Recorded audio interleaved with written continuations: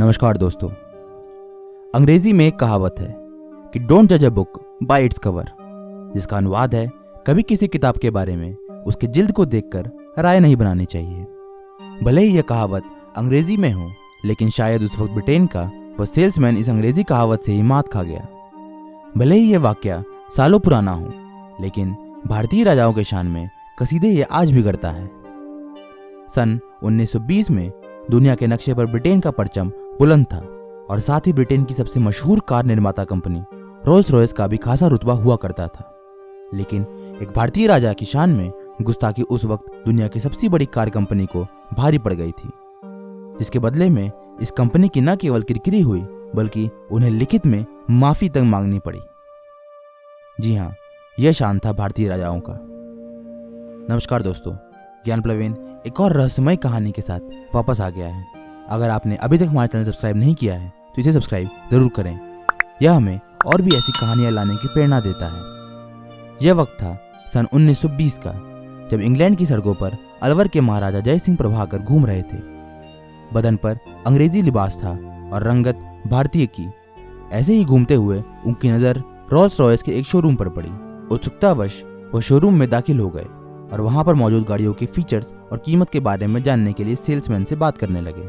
साधारण वेशभूषा और एक भारतीय चेहरे को देखकर उस सेल्समैन ने राजा जय सिंह को ऊपर से नीचे तक देखा और उन्हें शोरूम से बाहर निकाल दिया। शायद उस वक्त सेल्समैन के दिमाग पर ब्रितानी हुकूमत का नशा रहा होगा, जो एक भारतीय चेहरे के पीछे छिपे महाराज को न पहचान सका। शोरूम से बाहर निकलने के बाद जय सिंह सीधे होटल पहुंचे और अपने नौकरों को कहा कि रोल्स रॉयस के शोरूम को तत्काल इस बात की सूचना दी जाए कि अलवर के महाराज जय सिंह शोरूम पर आ रहे हैं। महाराज के आगमन की खबर शोरूम तक पहुंचते ही वहां पर अफरा तफरी मच गई। तत्काल आवो भगत के लिए रेड कारपेट तक बिछा दिया गया। दिए गए समय के अनुसार जय सिंह अपने शाही लिबास और जेवरातों को पहने हुए शोरूम पर पहुंचे। बेशक उनकी मुलाकात उस सेल्समैन से भी हुई होगी, लेकिन उन्होंने बस शोरूम में मौजूद कारों के बारे में पूछताछ की। उस वक्त शोरूम में केवल 6 कारें मौजूद थी। जय सिंह ने सभी 6 कारें तत्काल खरीद ली और उनकी कीमत नगद और जेवरात में चुकाई। जय सिंह ने कारों की कीमत के साथ साथ उनके डिलीवरी चार्जेस का भी बखूबी भुगतान किया। कारों को खरीदने के बाद महाराजा जय सिंह वापस अपने वतन लौट चुके थे।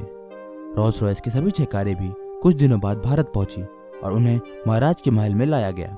उस दौर में रोल्स रॉयस की कारें शाही शान की पहचान हुआ करती थी, लेकिन जय सिंह के जेहन में अभी भी अपनी बेइज्जती का घाव ताजा था।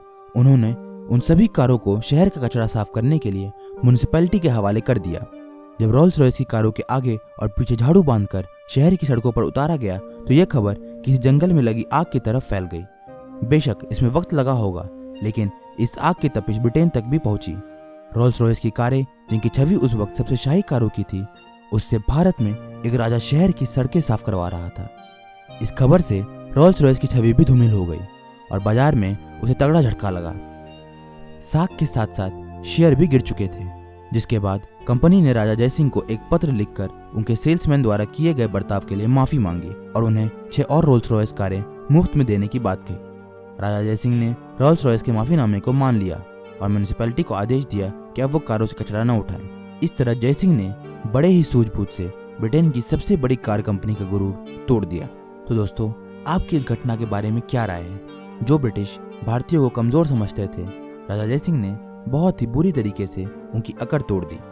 अगर वीडियो पसंद आया हो तो इसे लाइक करें, ज़्यादा से ज़्यादा शेयर करें और चैनल को सब्सक्राइब करना ना भूलें। बहुत बहुत धन्यवाद।